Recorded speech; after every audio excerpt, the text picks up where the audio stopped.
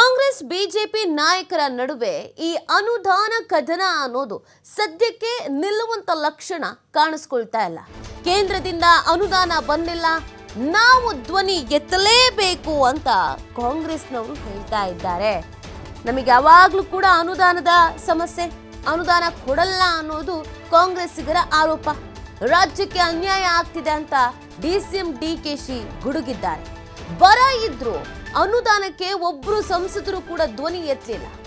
ನೀರಾವರಿಗೆ 5200 ಕೋಟಿ ಅನುದಾನ ಘೋಷಣೆ ಮಾಡಿದ್ರು, ಆದ್ರೆ 1 ರೂಪಾಯಿನೂ ಕೊಟ್ಟಿಲ್ಲ.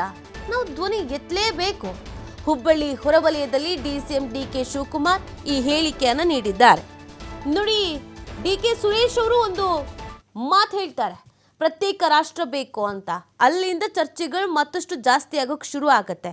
ಅಲ್ಲಿಂದ ಯಾವಾಗ ಯಾಕೆ ಪ್ರತ್ಯೇಕ ರಾಷ್ಟ್ರ ಬೇಕು ಅನ್ನುವಂಥ ಕೂಗೆದ್ದಿದೆ ಅನ್ನುವಂಥ ಪ್ರಶ್ನೆ ಹುಟ್ಕೊಂಡಾಗ ನಮಗೆ ಅನುದಾನಗಳೇ ಕೊಡಲ್ಲ, ಬೇಕು ಅಂತಲೇ ನಮ್ಮ ರಾಜ್ಯಕ್ಕೆ ಅನ್ಯಾಯ ಆಗ್ತಾ ಇದೆ ಅನ್ನುವಂಥದ್ದು.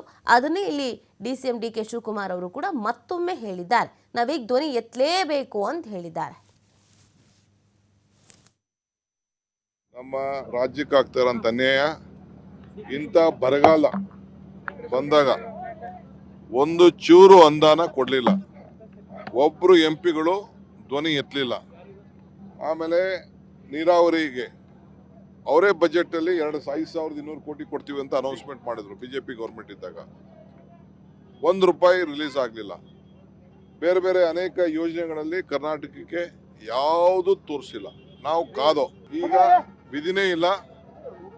ನಾವು ನಮ್ಮ ಧ್ವನಿ ಎತ್ತಲೇಬೇಕು, ಈ ರಾಜ್ಯದ ಹಿತ ಕಾಪಾಡಲೇಬೇಕು. ನಮ್ಮ ರಾಜ್ಯಕ್ಕೆ ಆಗ್ತಾ ಇರೋಂಥ ಅನ್ಯಾಯ, ಇಂಥ ಬರಗಾಲ